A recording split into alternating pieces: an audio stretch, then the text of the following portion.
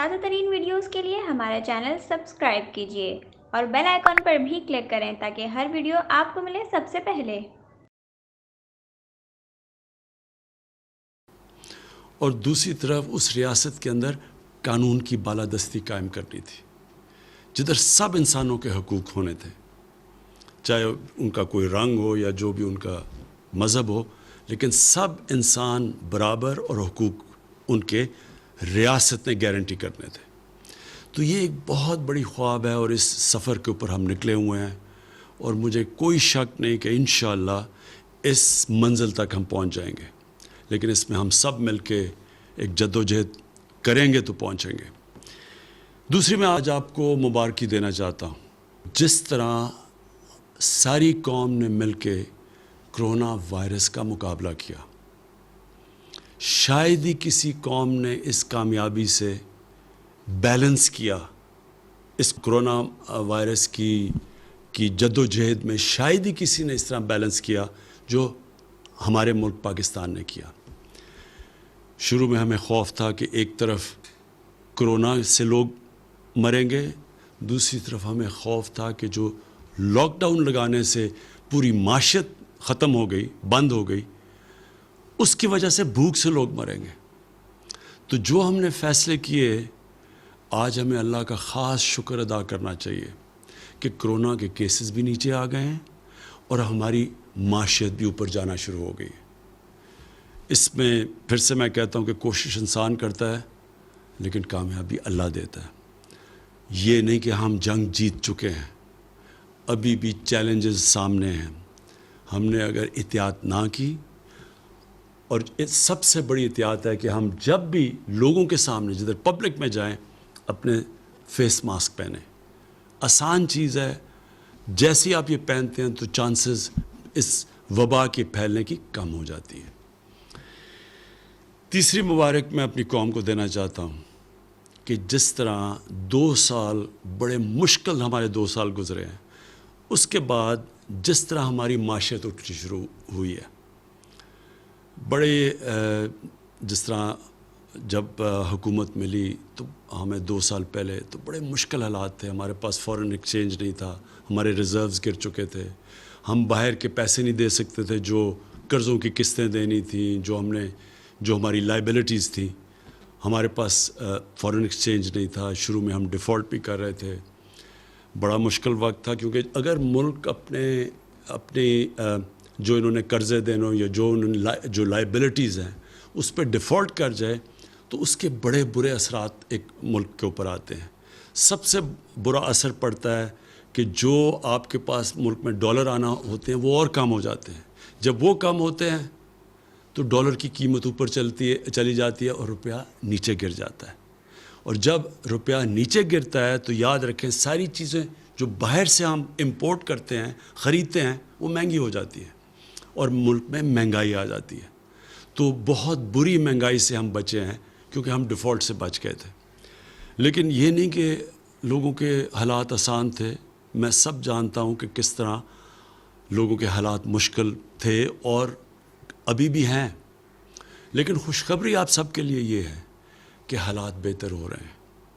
ہماری ہر چیز اگر آپ نے دیکھنا ہے کہ بزنس کمیونٹی کا کتنا اعتماد ہے ایک ملک کی معیشت پہ، تو سٹاک مارکیٹ دیکھیں، ریکارڈ ہماری سٹاک مارکیٹ نے کامیابی سے اوپر گئی ہے۔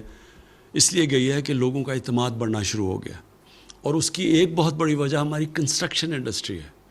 ہم نے اپنی کنسٹرکشن انڈسٹری کو وہ مراد دیے ہیں جو کہ کبھی پاکستان کی تاریخ میں کنسٹرکشن انڈسٹری کو پہلے نہیں ملے تھے، اور کنسٹرکشن انڈسٹری جب آپ کی اٹھنی شروع ہوتی ہے تو اس کے ساتھ 40 اور انڈسٹریز ہیں جو اٹھنی شروع ہو جاتی ہیں۔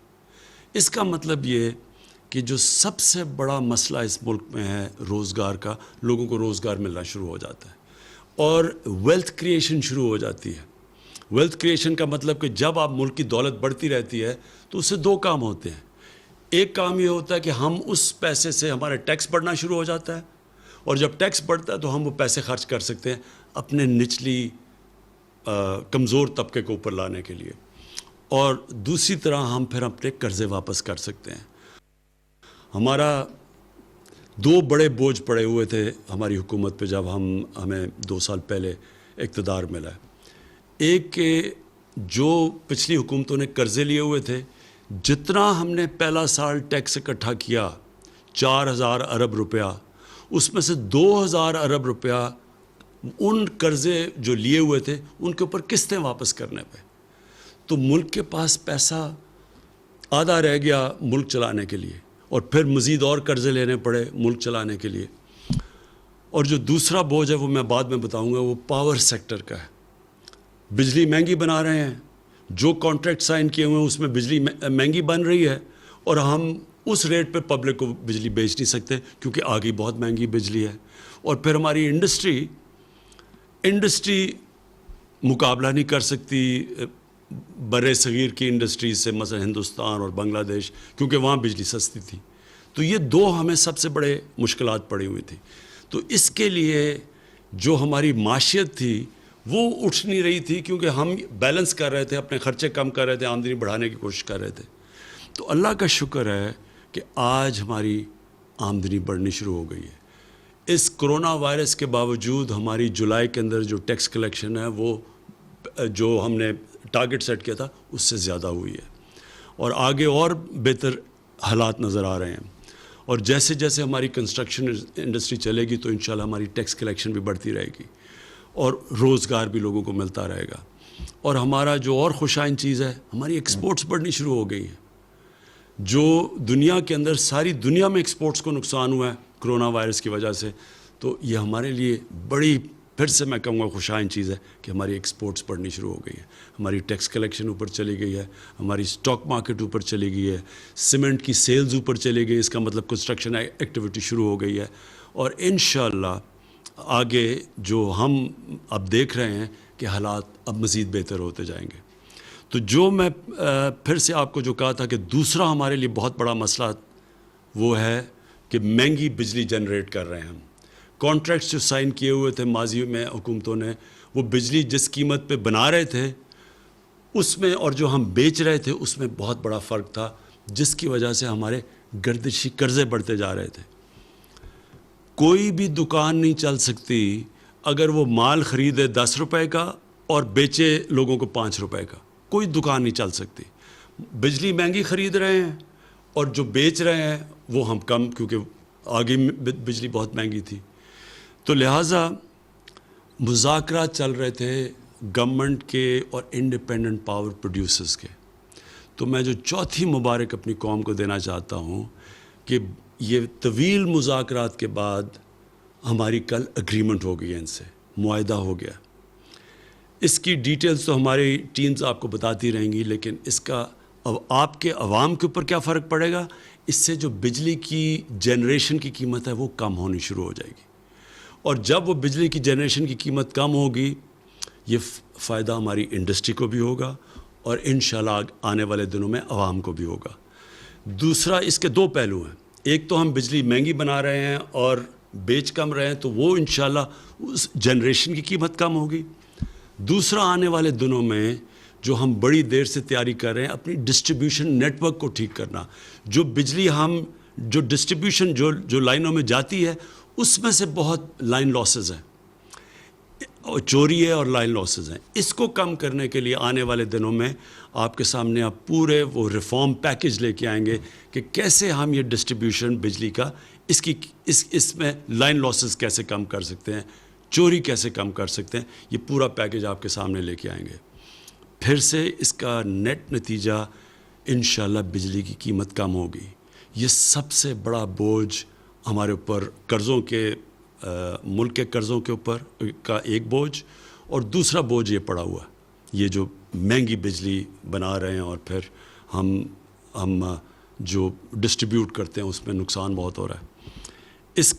اس سے جو میں پاکستان دیکھ رہا ہوں کہ ایک انڈسٹریل پاکستان، جو انڈسٹریل پاکستانی روزگار دے سکے گا لوگوں کو، انشاءاللہ اس ڈائریکشن کے اوپر ہم نکل جائیں گے. آخر میں پاکستان کی طرف سے مقبوضہ کشمیر میں جو ہمارے بھائی اور بہنیں ہیں، جو ہمارے بچے ہیں، ہم سب کو آج پاکستان کی طرف سے میں ان سب کو آج پیغام دینا چاہتا ہوں کہ سارا ملک آپ کے سامنے کھڑا ہے. سارے ملک کو احساس ہے کہ کس قسم کے ظلم کا آپ سامنا کر رہے ہیں, کس قسم کی مشکلات آپ کے اوپر ڈلی ہوئی ہیں. ہم پوری جد و جہد کرتے رہیں گے, پولیٹیکل, مورل, ڈپلومیٹک, پوری آپ کے ساتھ آپ کے لیے جد و جہد بھی کریں گے, آپ کے ساتھ بھی کھڑے ہیں, اور اللہ سے بھی دعا کریں گے کہ اللہ آپ کو آزاد کرے, اللہ آپ کو وہ حق دے جو آپ کو 70 سال پہلے یونائٹڈ نیشنز کی سیکیورٹی کونسل نے آپ سے وعدہ کیا گیا تھا, UN کی ریزولوشنز میں جو آپ کو حق ملنا چاہیے تھا کہ آپ نے اپنے مستقبل کا فیصلہ کرنا تھا. ہم جد و جہد بھی کریں گے, ہم آپ کے لیے دعا بھی کریں گے. پاکستان پائندہ باد. وزیراعظم عمران خان 74ویں یوم آزادی کے موقع پر قوم کے نام اہم پیغام دے رہے تھے, جس کے اندر ان کا کہنا تھا کہ پاکستان ایک عظیم خواب کی تعبیر ہے, اور علامہ اقبال اور قائد اعظم کا یہ خواب تھا کہ ایک ایسی اسلامی ریاست ہو جہاں پر تمام انسانوں کو برابر کے حقوق مل سکیں. مزید ان کا کہنا تھا کہ پاکستانی قوم نے جس طرح سے کرونا وائرس کا مقابلہ کیا, شاید اس کی کہیں اور مثال ملتی, اور اس پر انہوں نے قوم کو خراج تحسین بھی پیش کیا. یہ تھی PTV تازہ ترین. وَإِيَّاكَ نَسْتَعِينُ. میرے پاکستانیوں, آج آپ سب کو میں پاکستان کی 74ویں یوم آزادی کی مبارک دینا چاہتا ہوں. یہ پاکستان میں ہمیشہ کہتا ہوں ایک عظیم خواب کا نام تھا, اور وہ خواب تھی ہمارے فاؤنڈنگ فادرز قائد اعظم محمد علی جناح اور علامہ اقبال کی.